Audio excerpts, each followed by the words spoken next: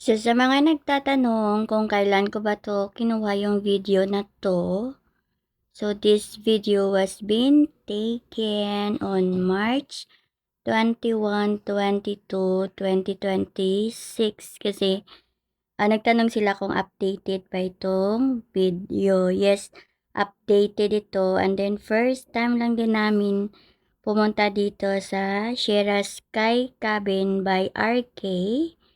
Ayan, so ito yung kalsada papunta doon or kumbaga ito din yung siyempre dito kayo dumaan, dito rin kayo dadaan pauwi. So, daanan pabalik, pauwi, ayan.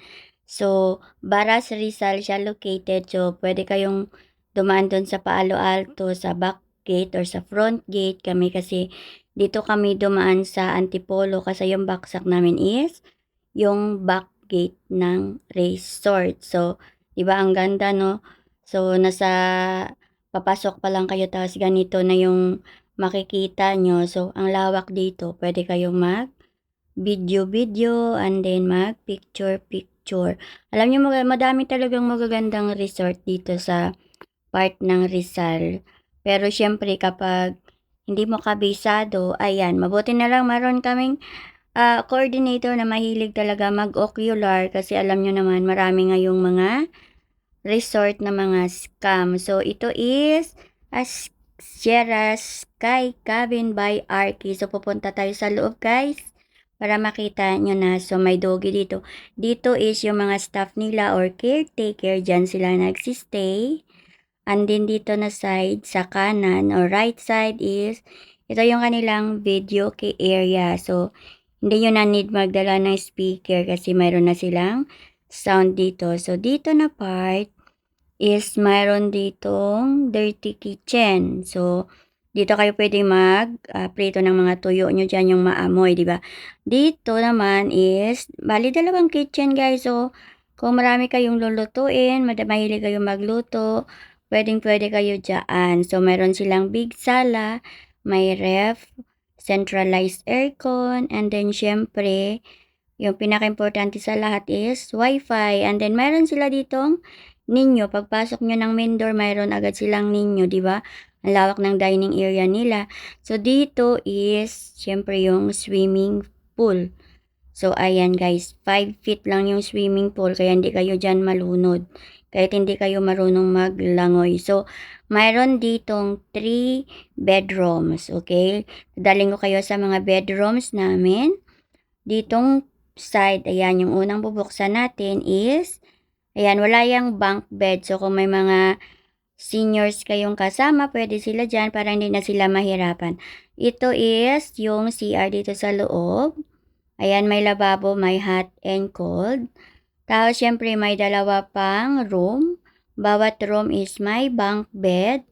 At mayroon silang free na mattress. Ayan, mayroon din silang free blanket. Pero yung towel is hindi nila provided. So, ayan, pwede kayong magdala ng towels nyo pag pumunta kayo dito. Ang lawak ng kanilang space. Maganda yung kanilang amenities. So, kung malaki yung family nyo or grupo nyo, parang kaya nilang i-accommodate dito guys yung 20 packs. Kasi pwede naman kayo doon guys sa sala o. Ang lawak kaya ng sala. So, kung di lang kayo talaga as in masilan, kung puro kayo babae, puro kayo lalaki, tapos hindi naman kayo maselan, ayan, pwede talaga dito mag-accommodate ng 20 packs.